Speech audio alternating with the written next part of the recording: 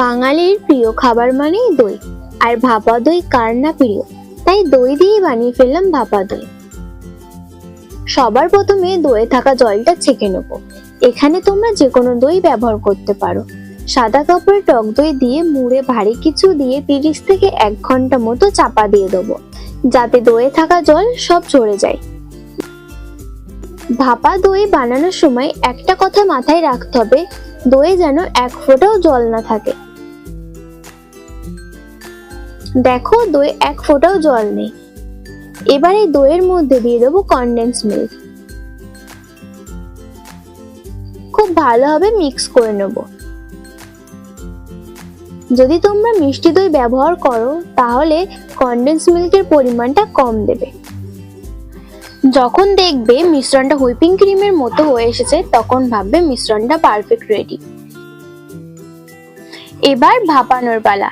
Tiffin কোটোর নিচে আমি আগে থেকেই বাটার পেপার লাগিয়ে রেখেছি। এবার দইয়ের মিশ্রণটা দিয়ে দেবো। কোটোটা একটু ঝাঁকিয়ে নেবো যাতে কোনো জায়গায় ফাঁকা না থাকে।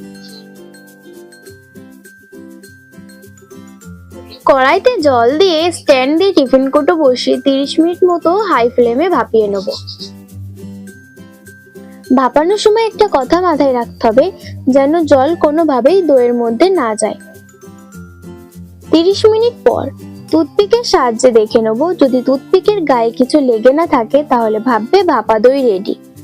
এবার টিফিন কোটোটা 2-3 ঘন্টা মতো ফ্রিজে রেখে দেবো সেট হওয়ার জন্য। এবার ভাপা দইটা বের করে নেব।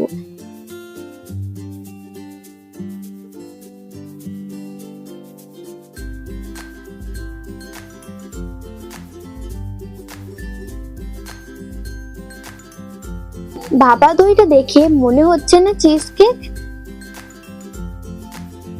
আমার প্রিয় বন্ধুরা, ভাপা দইয়ের ভিডিওটি কেমন হয়েছে সেটা অবশ্যই কমেন্ট করে জানাবে। ভিডিওটি ভালো লেগে থাকলে আমার চ্যানেলটি সাবস্ক্রাইব করে ভিডিওটি লাইক